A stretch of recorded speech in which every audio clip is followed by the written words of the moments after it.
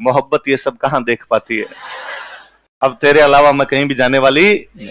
फिर जगमाल गिंदोली को यहीं रख लेता है।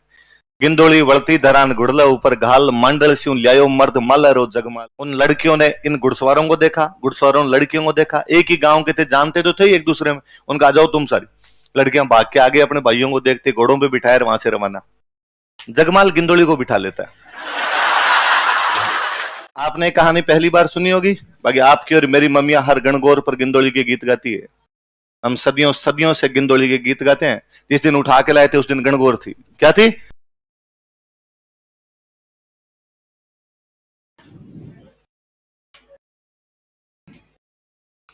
सुनना, देखो एक बात सुनना। मल्लीनाथ जी का एक बेटा था, उस बेटे का नाम था जगमाल। क्या नाम था? बदमाश बंदा था, थोड़ा लड़ाइयां करता, थोड़ी ज्यादा इधर उधर, डेली किसी ना किसी को पीट के आया करता।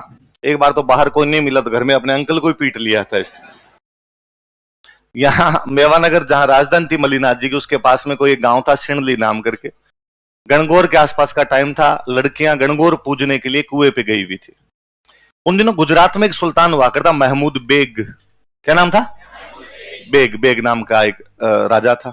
उसका सेनापति कोई वहां गांव के पास से निकल रहा था, और उस सेनापति ने देखा कि लड़कियां अकेली खड़ी है, तो उन लड़कियों को उठा के ले गया।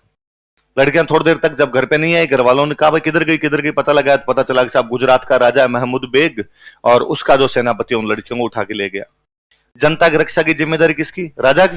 तो जनता भाग के मल्लीनाथ जी के पास है, भाई मल्लीनाथ जी आपका राज है, हम आपको टैक्स देते हैं, हमारी सुरक्षा तो करो। मल्लीनाथ जी ने कहा भाई क्या बात हुई? तो क्या भाई इस प्रकार से महमूद बेग का सेनापति हमारी कन्याओं को उठा के ले गया। मल्लीनाथ जी तैयारी कर रहे थे। मल्लीनाथ जी ने भाई सेनापति को बुलाओ, हथियार कितने पड़े हैं, सैनिक कितने हैं, घोड़े कितने हैं, फटाफट हिसाब लगाओ, आक्रमण करेंगे, वापस हम लड़कियों को लेके आएंगे। इतने में जगमाल आया कहीं से बाहर से डोलता हुआ।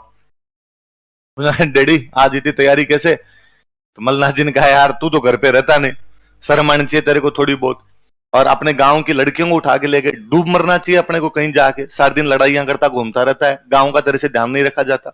और जगमाल को ये बात बहुत बुरी लगी, और जगमाल ने कहा कि पिताजी अब तो इन लड़कियों को मैं ही छुड़ा के लाऊंगा, आप मत जाइए। मल्लीनाथ जी ने वापस कहा कि यार तुम कहीं बीच में और किसी को पीट पाट के आ जाए, आगे पूरा पहुंचेगा नहीं वहां तक। उसने कहा नहीं, पहले इस्तेमाल करो, एक बार जाने दो आप मेरे को। घड़ी डिटर्जेंट है? अच्छा घड़ी घड़ी है वो। तो कहा एक बार घड़ी पर विश्वास करके देखो आप। तो मल्लीनाथ जी ने कहा ठीक है भाई जगमाल चला जाएगा। जगमाल ने कहा भाई पता तो लगाओ लड़कियों को लेके गए कहां है, अटैक कहां करना है भाई, केवल अटैक करके हराना थोड़ी, अपने को लड़कियों को लेके आना है। तो पता चला कि जो गुजरात का राजा है महमूद बेग, उसका एक महल है अहमदाबाद में। कहां पर महल है उसका? अहमदाबाद में उसका एक महल है, और उसके महल में उसकी राजकुमारी रहती है, और राजकुमारी का नाम था गिंदोली। क्या नाम था राजकुमारी का? राजकुमारी गिंदोली वहां पर रहती है उस महल में, और अपने वाली लड़कियों को भी वहां पे गिंदोली के महल में बंद करके रखा हुआ है। वो सारी गिंदोली की नौकरानियां हैं।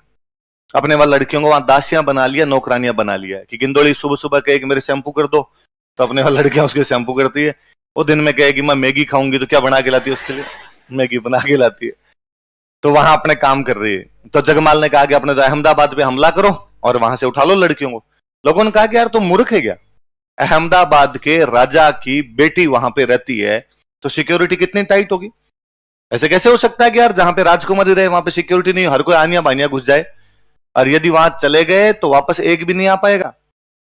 तो जगमाल ने कहा तो क्या किया जाए यार, दिमाग लगा थोड़ा बहुत, थोड़ी जासूसी करवाई, थोड़ा पता लगवाया। तो पता चला कि शुक्रवार वाले दिन, फ्राइडे के दिन जो है, राजकुमारी गिंदोली अपने महल से बाहर जाती है। बाहर एक दरगाह, उस दरगाह पे धोख लगाने के लिए, दरगाह समझ गए, एक दरगाह पे धोख लगाने के लिए जाती है। और जब राजकुमारी गिंदोली वहां धोख लगाने के लिए जाती है, तो अपने वाली लड़कियों को नौकरानियां बना के साथ लेके जाती है। कोई पूजा की थाली पकड़ती है, कोई अगरबत्तियां पकड़ती है, कोई सोल पकड़ती है, कोई फूल पकड़ती है, और वहां पे सिक्योरिटी नहीं होती। और स्वाभाविक बात है, जहां पे भगवान का घर है वहां पे सिक्योरिटी होने का मतलब ही नहीं, भगवान ध्यान रखे वहां पर किस बात की सिक्योरिटी है। तो कहा वहां जब शुक्रवार के दिन में 11 बजे के आसपास आती है, वहां से उठाएंगे अपने इनको। तो कहा ठीक है। अपने राजस्थान में सबसे अच्छे घोड़े यदि कहीं के माने गए तो मालानी। कहां के घोड़े अच्छे माने गए? याद रखना वैसे ही बात को, राजस्थान में सबसे अच्छी नस्ल घोड़ों की कहां हुआ करती थी, कहां होती? मालानी नस्ल के घोड़े बहुत अच्छे होते। अब जहां के अच्छी नस्ल के घोड़ों को बिकने के लिए जाएंगे, तो मालानी नस्ल के घोड़ों को बेचने के लिए लोग दूर दूर तक जाते।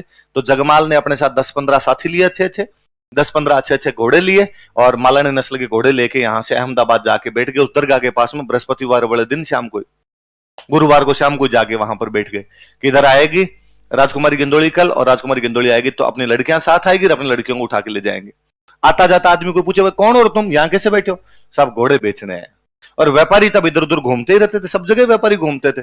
कोई जाके घोड़े की रेट पूछ ले आप जैसा कि अरे घोड़ा कितने का दिया, तो 3000 वाले घोड़े की रेट बताए 30,000।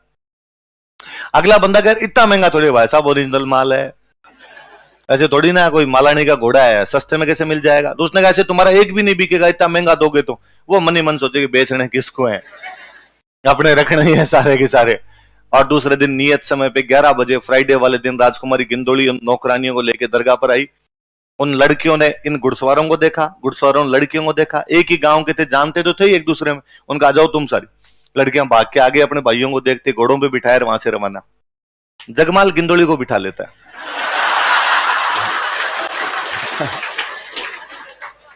भाई जगमाल जानता था कि गुजरात का राजा पीछा तो करेगा, और पीछा करेगा तो फिल्मों की तरह अपने कहेंगे। अब आगे बढ़ने की कोशिश की तो है ना, तुम्हारी लड़की को यहीं पर भून दिया जाएगा, खोपड़ी उड़ा देंगे हम इसकी।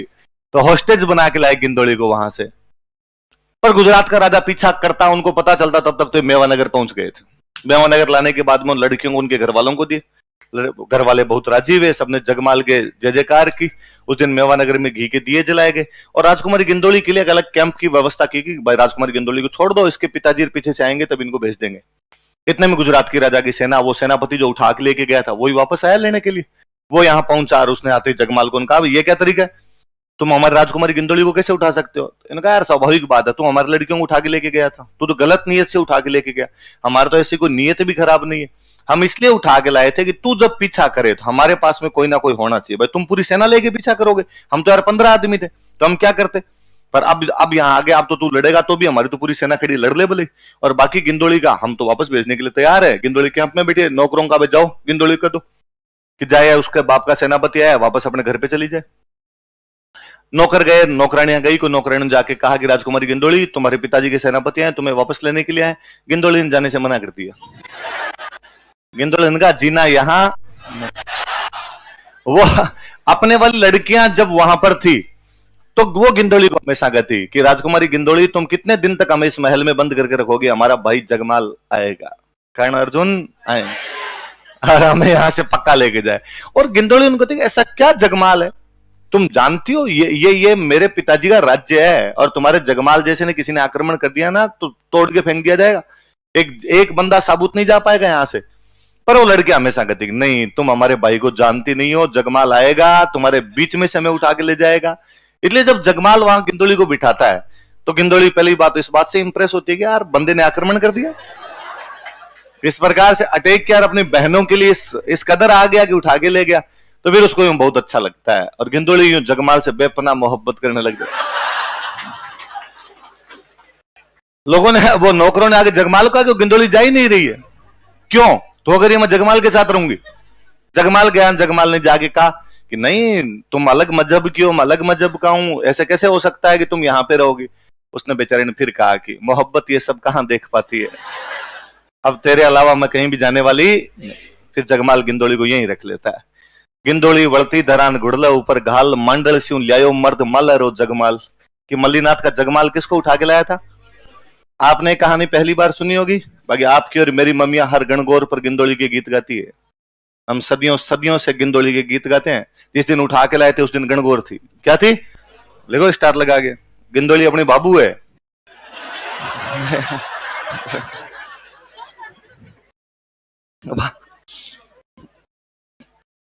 भाई अपनी पूर्वज ही रही होगी, पुरानी पीढ़ी वालों की तो कुछ लगती होगी। देखो गणगौर पर गिंदोली के गीत गाए जाते हैं। गिंदोली सॉन्ग्स आर संग ऑन गणगौर। गणगौर पर गिंदोली के गीत गाए जाते हैं। गिंदोली सॉन्ग्स आर संग ऑन गणगौर।